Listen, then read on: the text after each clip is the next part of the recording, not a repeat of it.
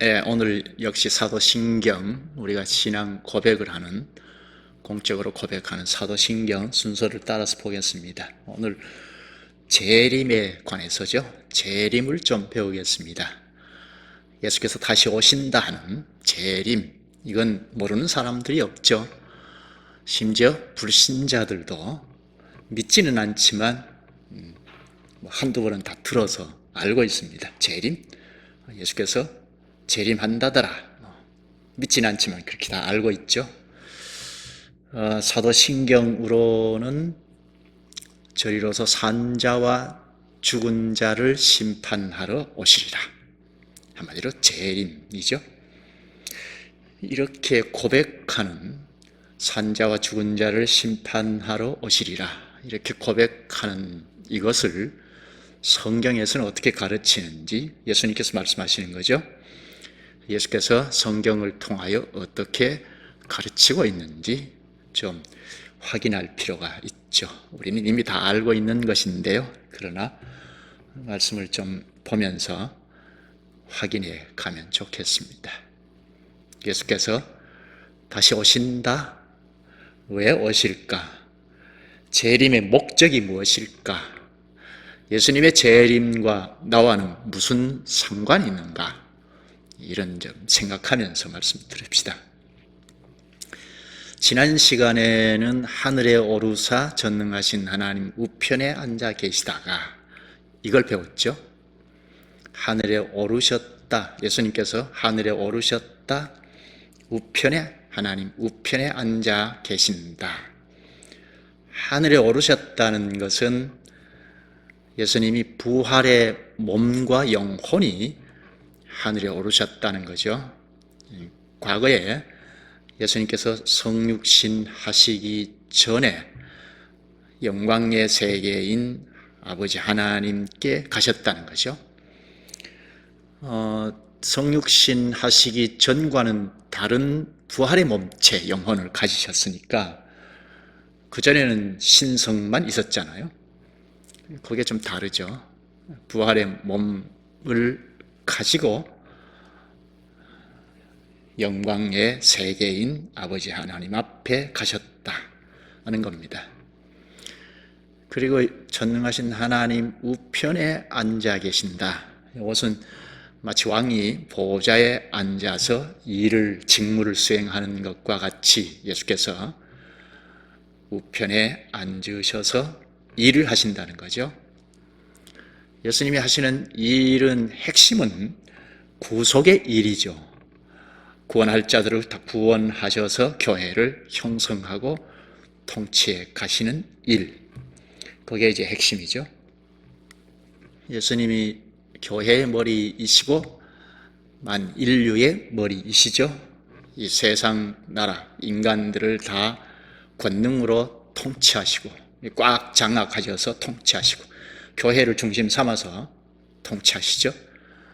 그래서 예수님 자신의 몸체인 교회를 형성하고 세워가시는 일을 주도적으로 해나가시죠. 이렇게 지금도 일을 하시는데 일을 해나가시다가 재림하신다 하는 겁니다.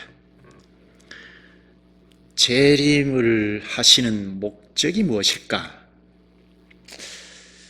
한마디로 말하면 그동안 일을 해오시던 걸 종결짓기 위하여 오시는 거죠. 재림, 예수님이 다시 오시는 건 그동안 하시던 일을 종결짓기 위하여 오신다 하는 겁니다.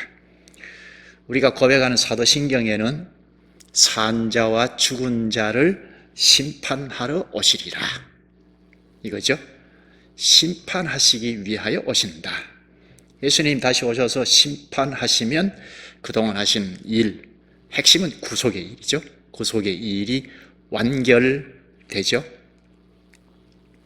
택자들을 다 구출하셔서 자신의 몸체인 교회를 형성하여 수적으로 이리저리 할 일을 하도록 하시다가 예수님 다시 오실 때 그 구속을 완성하시죠. 구속을 심판하시면서 구속을 완성하시는, 그러면 하시던 일을 종결하는 거죠. 여기 산자와 죽은 자를 심판하러 오시리라. 요 심판은 예수님이 오시면 심판의 일을 하시는, 심판하시면 구속의 일이 완결이 된다는 것 생각해야 하고, 산자와 죽은 자를 심판하러 오시리라. 산자는 예수님께서 오실 그때까지 살아있는 자들을, 지금 예수님이 오시면 우리가 살아있는 자들이죠. 산자들을 심판하신다. 그리고 죽은 자들을 심판하신다. 죽은 자를 어떻게 심판하시죠? 시체를 놓고 심판할 수는 없잖아요. 근데 익히 우리가 알듯이 다시 살리신다, 부활케 하신다는 거죠. 요한계시록 본문을 보면 20장 13절을 보면 바다가 그 가운데에서 죽은 자들을 내주고 사망과 음부도 그 가운데에서 죽은 자들을 내주매 각 사람이 자기의 행위대로 심판을 받고, 바다가 그 가운데서 내어준다. 이거는 바다에서 죽은 자를 내준다는 건데, 바다에서 부활한다는 거죠. 또 음부에서 내준다. 어두운 곳에서 죽어있던 자들이 부활한다는 겁니다. 부활하면 각 사람이 자기의 행위대로 심판을 받고, 심판을 받기 위하여 다 부활한다는 거죠. 행위대로, 그리스도를 따르는 행위이냐 아니냐, 거기서 나뉘어지죠. 그리스도를 따르는 행위이냐, 그리스도를 따르는 행위가 아니었으면 멸망의 심판을 행하죠. 그 다음 14절을 볼까요? 사망과 음부도 불못에 던져지니 이것은 둘째 사망 곧 불못이라. 이게 그리스도 그 행위가 그리스도를 따르는 행위가 아니었던 사람들, 이 사람들은 둘째 사망이라 칭하는 불못에 던져진다 하죠. 그 다음 15절은 누구든지 생명책에 기록되지 못한 자는 불못에 던져지리라. 획을 확 긋죠. 생명책에 기록되지 못한 자, 이들은 영원한 멸망의 심판을 받는다는 거죠. 마가복음 9장 48절에 보면 거기에는 구더기도 죽지 않고 불도 꺼지지 아니하느니라. 우리가 잘 아는 말씀이죠. 죽지 않고 영원히 계속되는 형벌이라는 겁니다. 이 형벌이 계속되니까 거기에 처해진 사람들은 요한계시록 6장 16절에 보면 산들과 바위가 얼굴에 떨어져서 얼굴을 좀 가려주면 좋겠다. 예수 그리스도의 진노와 저주, 거기에서 좀 가려주면 좋겠다. 그렇게 말합니다. 그러나 이 형벌은 영원한 형벌의 심판이기 때문에 영원히 죽지 않고 계속되는 형벌이죠. 계속되는 형벌을 받는 사람들은 이게 끝이 없으니까 예수님께서 재림하신다 하는 것은 두려움이죠. 계속되는 형벌을 받을 사람, 이 심판을 받을 사람들은 예수님의 재림이 두려운 거죠. 그런데 생명책에 기록된 자는 멸망의 심판이 없죠. 15절에 생명책에 기록되지 못한 자는 불못에 던져지리라. 생명책에 기록된 자는 불못이 아니라는 거죠. 조금 뒤로 가서 12절을 볼까요? 또 내가 보니 죽은 자들이 큰 자나 작은 자나 그 보좌 앞에 서 있는데 책들이 펴 있고 또 다른 책이 펴졌으니, 책들이 있고 또 다른 책이 있는데 또 다른 책은 곧 생명책이라. 죽은 자들이 자기 행위를 따라 책들에 기록된 대로 심판을 받으니. 생명책이 있다. 이건 하나님의 백성들이 기록된 책인데요. 생명책에 기록이 없는 자들은 멸망의 심판을 받는다 입니다. 예수님도 이 땅에 사역하실 때 생명책에 대한 말씀을 하셨는데요. 제자들이 복음을 전하고 귀신을 막 쫓아내고 그러니 제자들이 임하는 데에는 다 그런 기적도 막 뒤따라다니고 하니까 예수님에게 자랑을 했습니다. 그러자 예수님이 누가복음 10장 20절에 귀신들이 너희에게 항복하는 것으로 기뻐하지 말고 너희 이름이 하늘에 기록된 것으로 기뻐하라 하셨습니다. 여기 이름이 기록된 것, 생명책을 말하죠. 바울도 빌립보서 4장 3절에 나와 함께 힘쓰던 나의 동역자들을 도우라. 그 이름들이 생명책에 있느니라 합니다. 바울도 생명책을 말했죠. 구약에도 말했는데요. 구약 출애굽기 32장 33절에 여호와께서 모세에게 이르시되 누구든지 내게 범죄하면 내가 내 책에서 그를 지워버리리라. 구약에도 생명책, 여호와의 책, 하나님의 책은 생명책이죠. 이렇게 신약, 구약 다 생명책을 말하는데요. 이거는 진짜 성도들의 이름이 기록된 책입니다. 예수님의 재림의 목적이 뭐라고 했죠? 한마디로 심판을 위해서. 이거는 최종 심판이죠. 그동안 심판이 있었죠? 잘못하면 이렇게 심판하죠.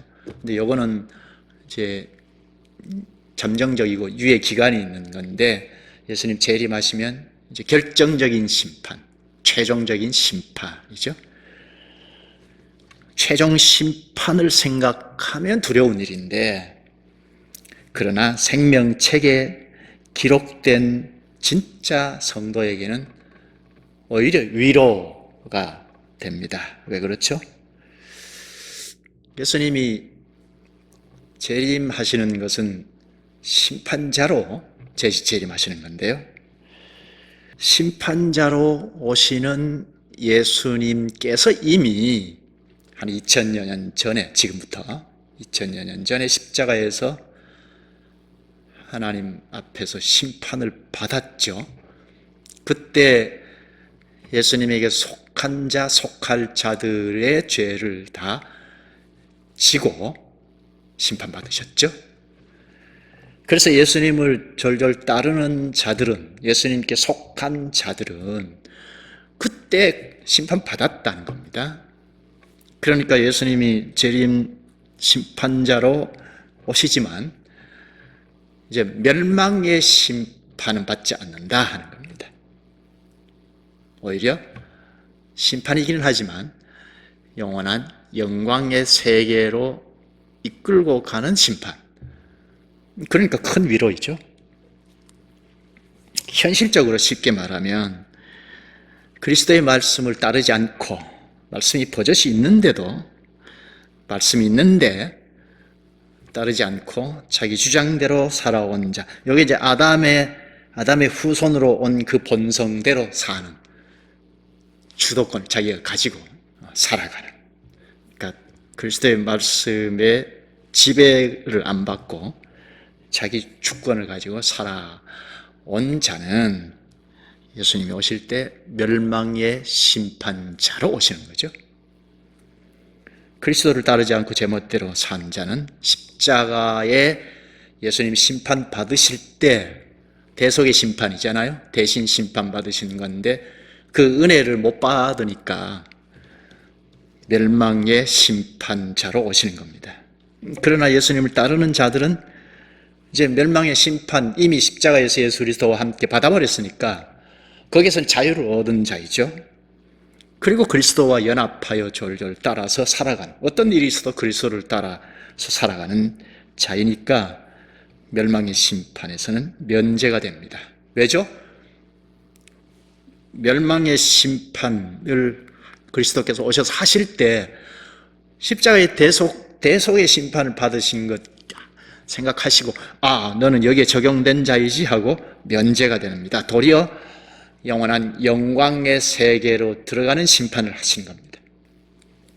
그리스도께서 영원한 나라로 인도하실 것입니다. 그러면 그리스도의 일이, 그동안 하시던 일이 완결이 되죠. 따라서 진짜 성도에게는 재림이 큰 위로입니다. 예수님께서 다시 오실 때 우리가 어떻게 알까요? 예수님이 재림하실 때, 이건 지난번에도 본 것 같은데요. 하늘에 오르실 때 올라가심 그대로 오시리라 했죠. 사도행전 1장 11절에 하늘로 가심을 본 그대로 오시리라 했습니다. 또 요한계시록 1장 7절에 볼지어다 그가, 예수께서 구름을 타고 오시리라. 각 사람의 눈이 그를 보겠고 그를 찌른 자들도 볼 것이요 땅에 있는 모든 족속이 그로 말미암아 애곡하리니 그러하리라. 아멘. 하늘에 오르실 때 그 모습 그대로 오시죠. 하늘에 오르실 때 어떻게 오르셨죠? 이 초능력의 구름이 동원이 돼서 이렇게 구름이 감싸 안고 이제 오르셨죠. 그 모습 그대로 오시는 겁니다. 그래서 구름을 타고 오신다, 그렇게 말하는데요.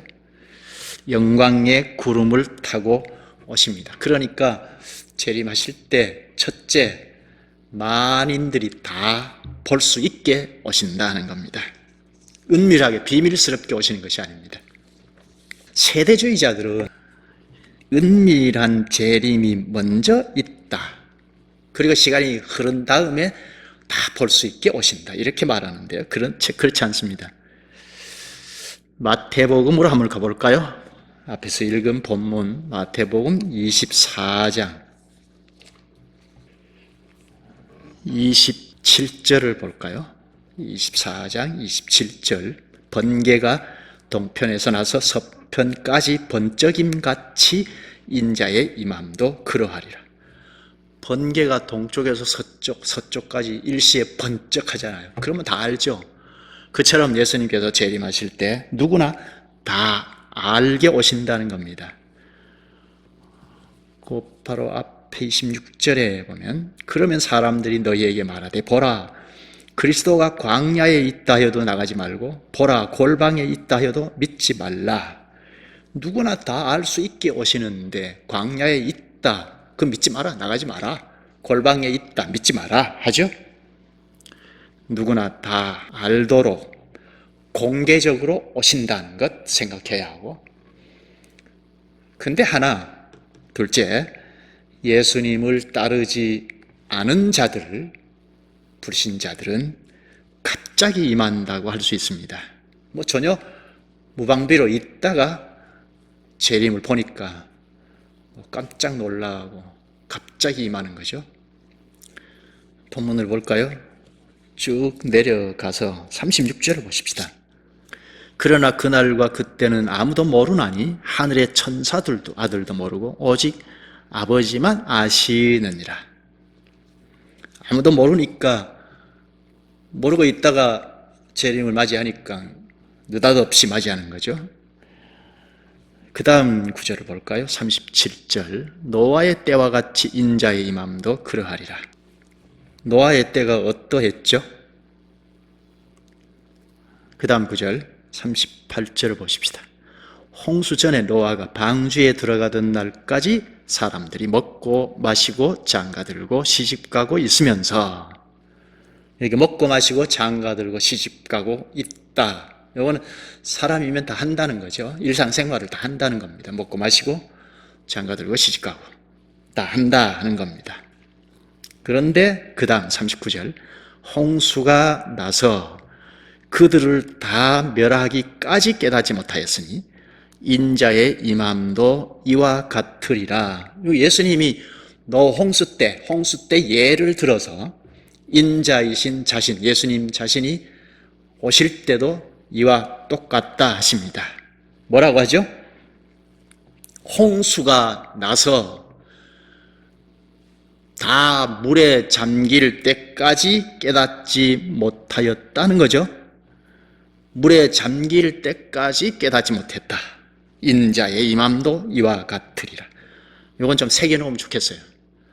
홍수로 물에 다 잠길 때까지 깨닫지 못하였으니 인자의 임함도 이와 같으리라. 그러니까 먹고 마시고 장가 들고 시집가고 일상생활을 다 합니다. 믿는 자나 믿지 않는 자나 다 일상생활을 합니다.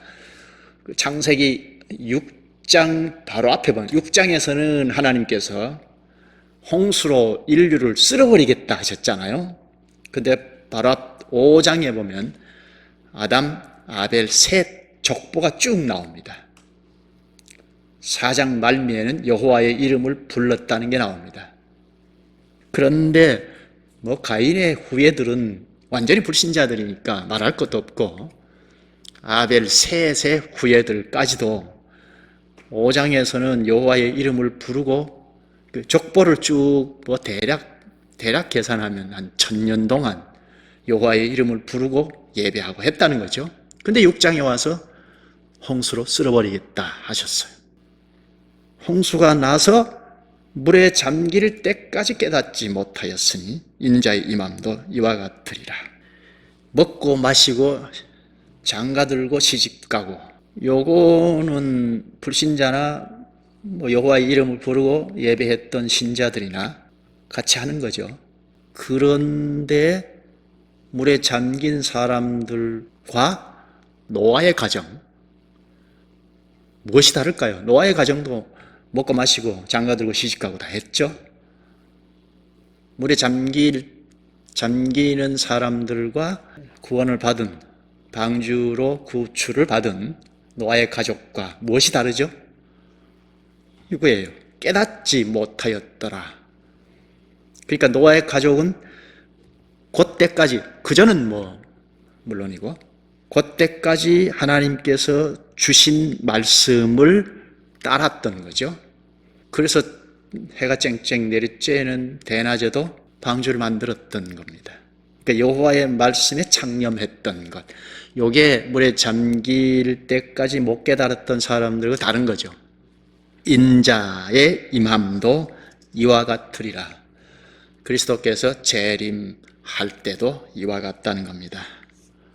그리스도의 말씀을 깨닫지 못한 자들, 그리스도의 말씀을 따르는 자들, 이렇게 나뉠 겁니다. 깨닫지 못한 사람들에게는 갑자기 임하는 것이 되죠. 이 재림에 대해서 예수님께서 징조를 가르쳐 주셨는데요.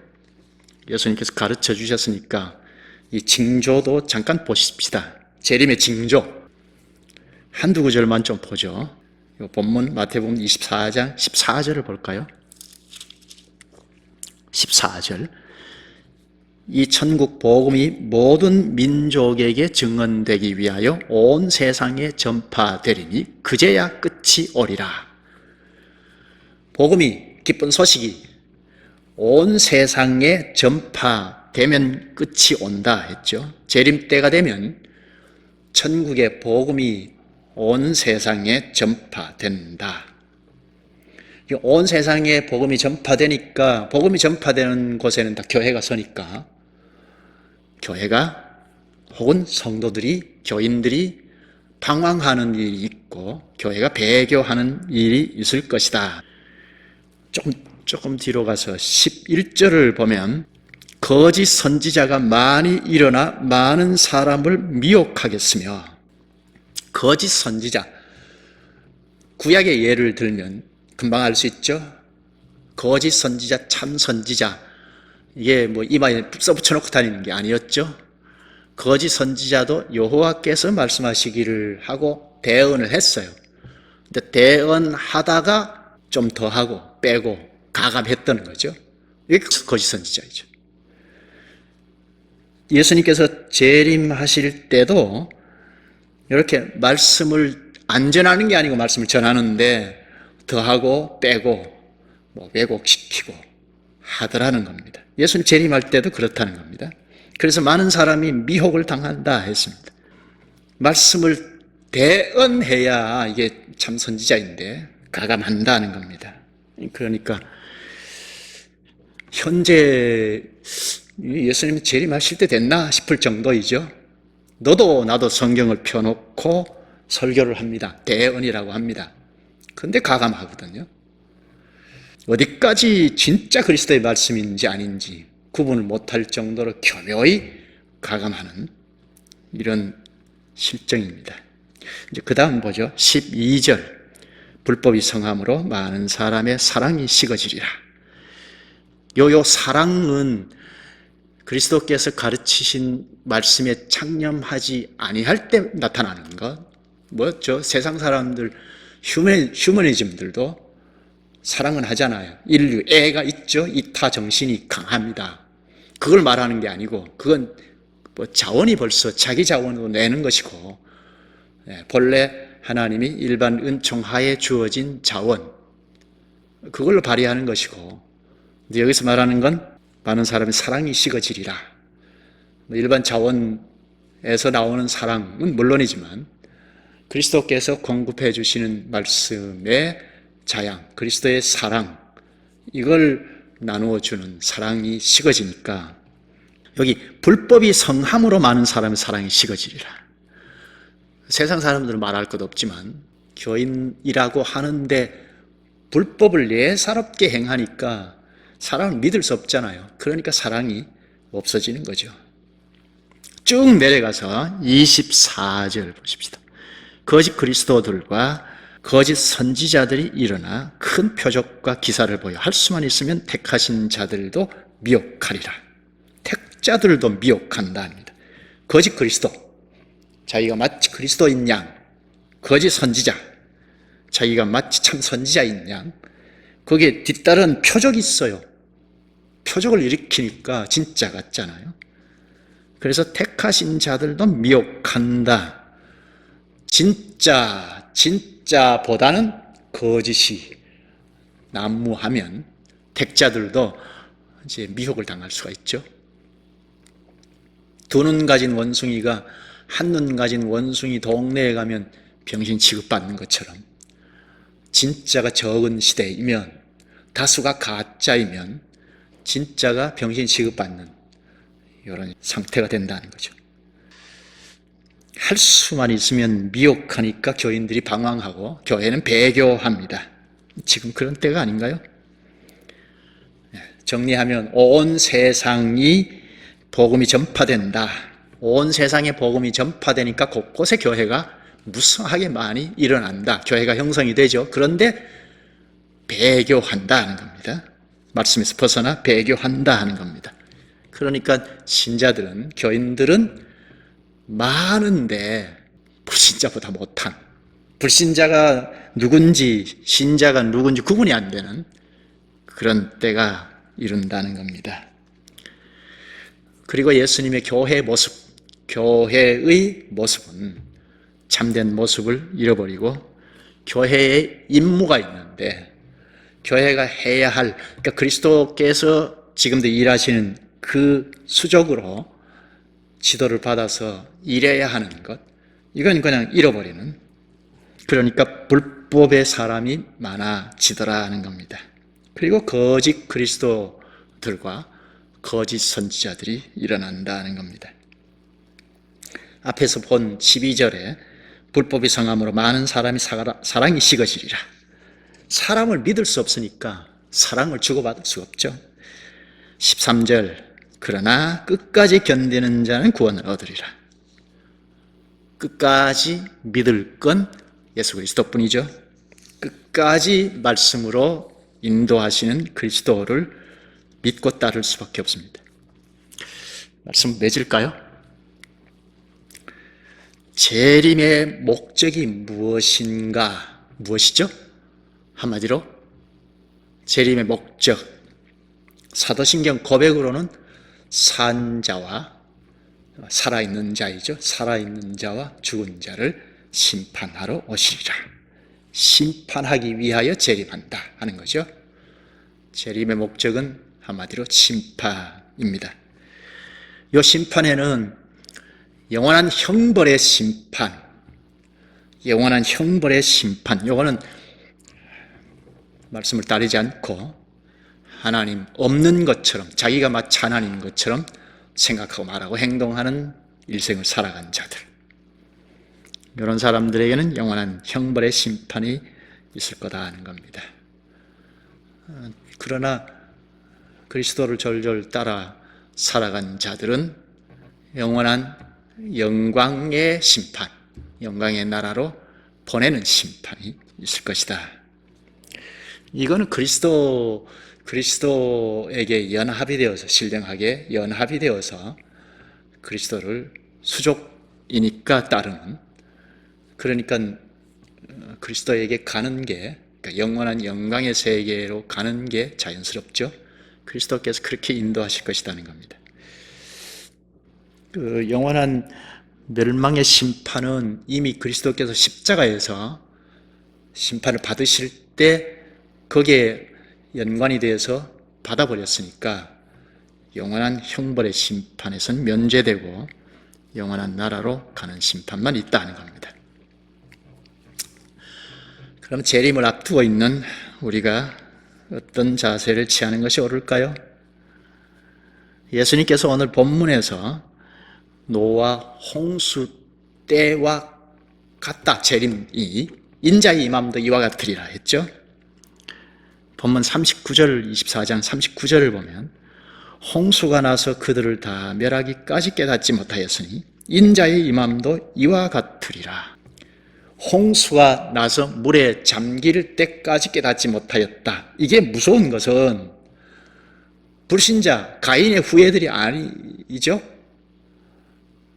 집에 돌아가셔서 창세기 5장 4장 말미부터 한번 읽어보시면 4장 말미에 셋의 후예들이 여호와의 이름을 불렀더라 하는데요. 그리고 창세기 5장에서 그러니까 아벨 셋의 후예들이 여호와의 이름을 불렀더라 하는데 5장에 와서 아담의 족보 아벨 셋의 계보가 쭉 나오는데요. 그걸 대략 계산하면 한 1000년가량 이렇게 잡을 수 있는데, 대략이요. 그러면 한 1000년 동안 여호와의 이름을 부르고 예배하고 살았던 민족들이죠. 오늘로 말하면 교회를 이루고 성대하게 예배하고 살아간 성도들이라 할 수 있죠. 근데 6장에 와서 하나님께서 홍수로 쓸어버리겠다 하셨습니다. 그 말씀에 창념한 노아의 가정만 방주를 만들었어요. 그 나머지는 물에 잠길 때까지 깨닫지 못하였더라 합니다. 그 한 귀로 듣고 한 귀로 흘러버린 거죠. 노아의 가족들이 안전했겠습니까? 전했을 텐데 하나님께서 어떤 방법으로든지 성도라고 하면, 신자라고 하면 전했을 것 같은데, 그런데 물에 잠길 때까지 깨닫지 못하였더라 합니다. 인자의 임함도 이와 같으리라. 예수님 재림 때도 이와 같다는 겁니다. 여기 성경 기록 계시로 완벽하게 오고 오는 모든 사람들이 깨달아갈 내용들을 다 이렇게 기록하셔서 선물로 우리에게 주셨는데, 이 기록 계시를 통하여 예수님께서 하신 말씀을 늘 창념하고 깨달아가는 자들에게는 예수님께서 오시는 것이 느닷없는 것이 아니죠. 그러나 이거 수박 겉핥기식으로 성경을 믿고 믿는다 하고 가르치고 배우고 한다고 하면서 제자리 걸음으로 있다면 그리스도께서 가르치신 말씀을 오늘 믿고 내일 한 발 내딛고 갈 수 있는 말씀을 공급받고 이렇게 계속 말씀을 발전적으로 깨달아가는 노선에 있는 자들은 예수님 재림하시면 자연히 영원한 영광의 나라에 이를 것입니다.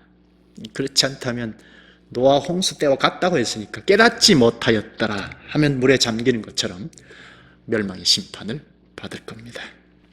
기도하실까요? 자비하신 하나님께서 독생자 예수 그리스도를 다시 보내실 재림을 오늘 가르쳐 주셔서 감사합니다. 살아있는 자와 죽은 자를 심판하러 다시 오시는 주님께서 오셔서 심판하심으로 그간 하신 구속의 일을 완결하시는 걸 저희들에게 가르쳐 주셔서 감사합니다. 저희가 그리스도 안에서 말씀을 깨달으면서 살아갈 수 있게 지금까지 인도하시고 앞으로도 그렇게 살아가도록 하시옵소서. 영원한 영광의 심판을 저희가 기대하는 자로, 두렵지 않고 기대하는 자로, 영원한 형벌의 심판에 처할 자를 불쌍히 여기며 거기에 이르지 않기를 간절히 바라는 심정으로 그리스도를 전하고 재림을 전하기를 소원하게 하시옵소서. 먼저 저희부터 이미 십자가에서 심판받으신 그리스도 안에서 늘 깨달아가는 노선에서 벗어나지 않게 하시옵소서. 또한 재림을 기대하며 전하게 하시옵소서. 예수님의 이름으로 기도하옵나이다. 아멘.